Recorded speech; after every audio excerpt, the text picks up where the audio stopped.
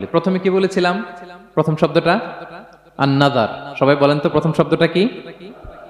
আন-নাযার। নজর মানে কি? দৃষ্টি দেয়া, স্বাভাবিক দৃষ্টি না, গভীর দৃষ্টি, সুগভীর দৃষ্টি। হ্যাঁ, ইংরেজিতে বলে অবজারভেশন বা রিফ্লেকশন।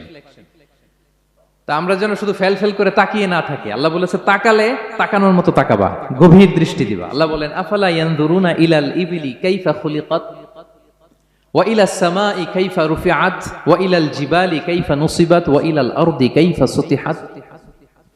আল্লাহ বলেন ওরা কি নজর দেয় না? আফালা ইয়ানজুরুনা, নজর থেকে ইয়ানজুরুনা ইলাল ইবিলি, ওরা কি উটের দিকে তাকায় না? Don't they see to the camels how masterfully they were created? হ্যাঁ, তারা কি উটের দিকে তাকায় না কিভাবে উটকে সৃষ্টি করেছি? তারা কি আকাশের দিকে তাকায় না খুঁটিবিহীন বিশাল আকাশকে কেমন করে বানালাম? তারা কি পাহাড়ের দিকে তাকায় না কিভাবে পাহাড়কে ফার্মলি সেট করা হলো পৃথিবীর সাথে? তারা কি জমিনের দিকে তাকায় না কিভাবে জমিনটাকে বিস্তীর্ণ করে দেয়া হয়েছে? তো এই চারটা কথা আল্লাহ বললেন। রাসূল সাল্লাল্লাহু আলাইহি ওয়াসাল্লাম যখন মক্কার কুরাইশদেরকে তাওহীদ, রিসালাত, আখিরাতের দাওয়াত দিচ্ছিল, তারা এই দাওয়াতকে প্রত্যাখ্যান করলো, তারা মানছে না। তো তখন আল্লাহ তাআলা এই আয়াত নাজিল করে বললেন আফালা ইয়ানজুরুনা ইলাল ইবিলি কাইফা খুলিকাত। মক্কার কুরাইশরা কি উটের দিকে তাকায় না?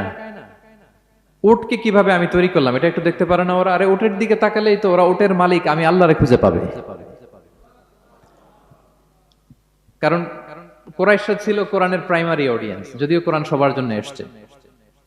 তো আল্লাহ বললেন আফালা ইয়ানজুরুনা ইলাল ইবিলি কাইফা খুলিকাত, ওরা কি উটের দিকে তাকায় না?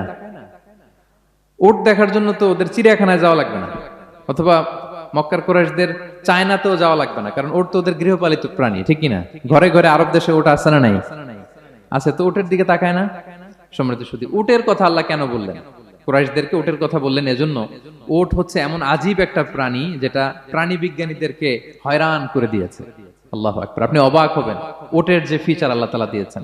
মক্কার লোকেরা উটের গোশত খাইতো, উটের দুধ খাইতো, উটের চামড়া দিয়ে দ্য ফাইনেস্ট লেদার, দামি লেদার তারা বানাতো। উটের উপর মাল নিয়ে বোঝাই করে মরুভূমি এক প্রান্ত থেকে আরেক প্রান্তে পাড়ি দিত, নিজেরা উটের উপর রাইডিং করত। এবং উট হচ্ছে এমন প্রাণী যেটা একসাথে 1 মাস না খেয়ে বেঁচে থাকতে পারে। 1 মাস পানিও খাওয়া লাগবে না, খাবারও খাওয়া লাগবে না।